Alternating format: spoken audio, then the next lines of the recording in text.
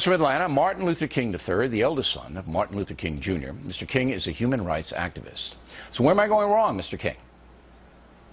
Where are you going wrong? I'm not sure that I can say where you're going wrong. What I would say is that our nation does need to hear a unifying message that brings us together. In other words, the African American community may not always suggest that it is constantly a victim, but while there are victim situations, you can overcome those situations and become successful. All right, and that's what I'm saying. And that's what one of the fact reviewers from Colorado wrote in. But that's not what Samuel L. Jackson is saying. It's not what Al Sharpton is saying. And to some extent, it's not what President Obama is saying. See, I don't mind President Obama saying to LeBron James, hey, look, I'm with you. And that's what he did. But he also has to provide some leadership in the sense of saying just what you said. Just exactly what you said. You know what? We fight the injustice, and we realize it's there, but we love our country. We applaud the progress we've made, and here is a pathway to success. You know, don't abandon your children. Don't get pregnant at 14. Don't allow your neighborhoods to deteriorate into free fire zones. That's what the African American community should have on their T-shirts. Am I wrong?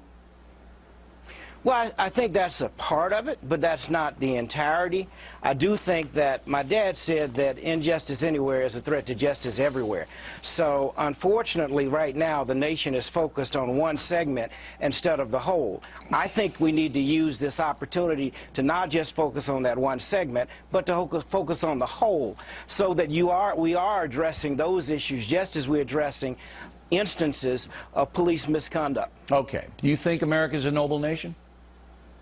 Oh, absolutely. Now, that's absolutely. interesting because your father was gunned down by a white racist, killed, his life taken. But yet you, his eldest son, still believe that America is a noble nation. So could you explain that, why you believe it? Not only do I believe it, I know it. I mean, all you got to do is look at whenever whenever there's a natural catastrophe, whether it's a tsunami or whether there is a hurricane or a tornado, Americans come running to help. That's who we are at heart. Unfortunately, once that catastrophe is over, we go back to our corners and live separately.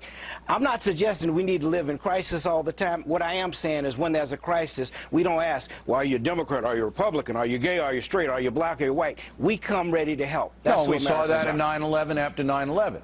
But now, absolutely, 12 years later, we're seeing demonstrators in the streets of New York saying, kill the cops. We're seeing looting in Missouri, primarily by African Americans. We're seeing commentators saying the worst possible inflammatory stuff about their country, and an actor who's well respected in the black community, Samuel L. Jackson, singing that stupid song that basically indicts all American law enforcement and, you know, puts forth that, you know, we are living in a South African apartheid situation. And it's really insulting, I think. I think it's just insulting.